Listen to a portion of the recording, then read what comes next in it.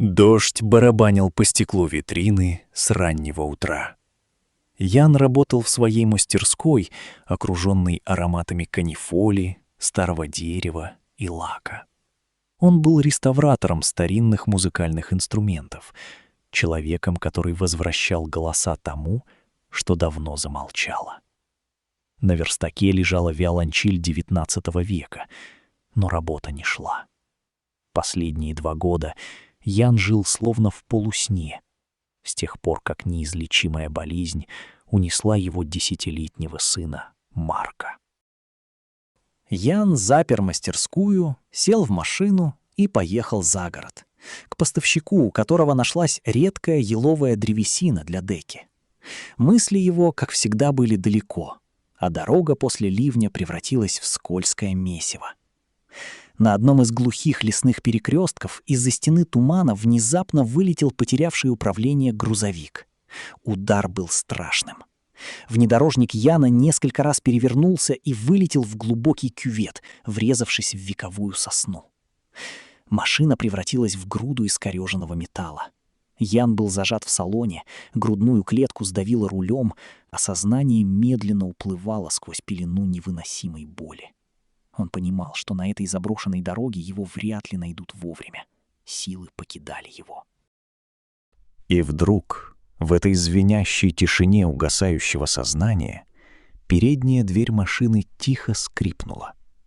Ян с трудом приоткрыл глаза.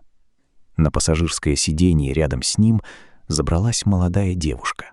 На ней было легкое, совсем не по погоде, белое платье, а в руках она держала старую потертую флейту. Она не выглядела испуганной.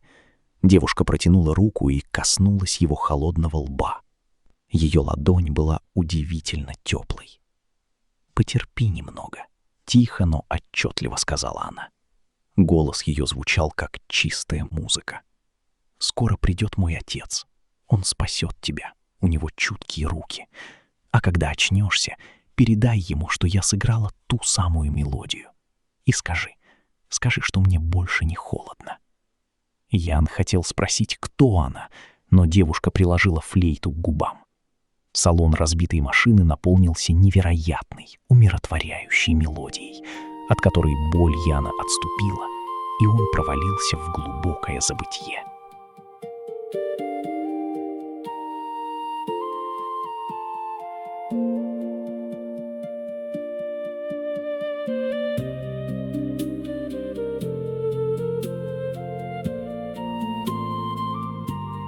Спустя час случайный попутчик заметил следы протектора, уходящие в кювет. Вызвали спасателей. Яна буквально вырезали из машины гидравлическими ножницами и в критическом состоянии, с тяжелой травмой груди и переломами, доставили в ближайшую городскую больницу. Случай был тяжелым, и дежурный хирург вызвал лучшего реаниматолога-травматолога клиники. Доктора-затворника, профессора Андрея Вебера. Так его звали коллеги. Андрей был гением своего дела, но после личной трагедии, гибели дочери в горах несколько лет назад, он превратился в замкнутого, эмоционально выгоревшего человека, который жил только работой. Когда Яна привезли в операционную, Андрей уже ждал. Началась тяжелая, изнурительная борьба за жизнь. Из-за повреждения легкого пациента нельзя было сразу погрузить в глубокий общий наркоз. Медики поддерживали его на грани сознания, локально купируя боль. В какой-то момент, когда Андрей склонился над Яном, чтобы проверить рефлексы и зафиксировать грудную клетку, Ян приоткрыл глаза. Взгляд реставратора сфокусировался на усталом лице врача. «Вы ее отец?» — едва слышно прошептал Ян сухими губами. «У вас чуткие руки». Андрей на секунду замер, но строго ответил. «Берегите силы, не говорите, мы вас вытащим».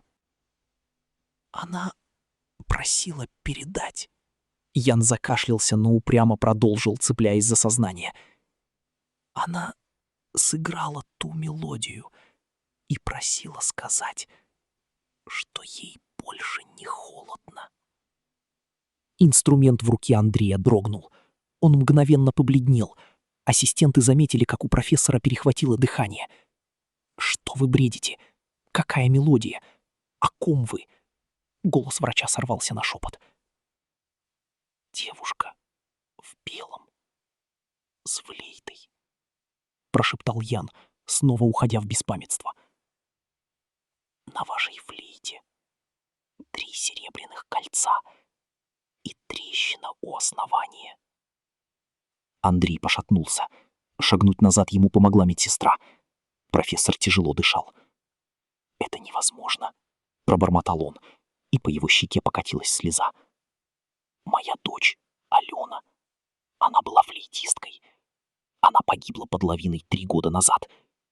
Ту флейту, ее любимый инструмент с трещиной, которую я когда-то пытался починить, похоронили вместе с ней.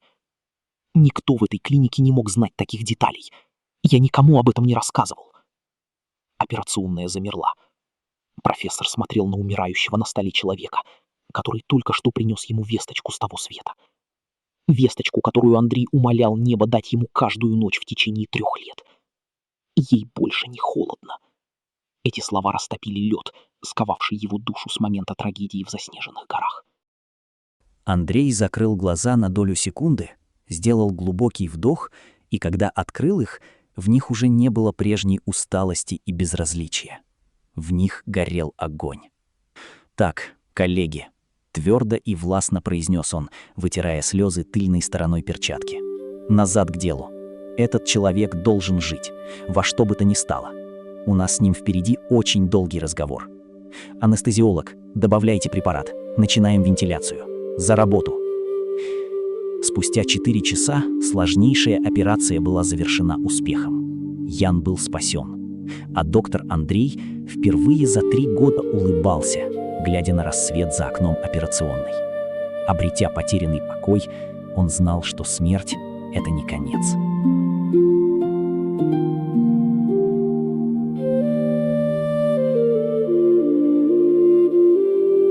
Thank you.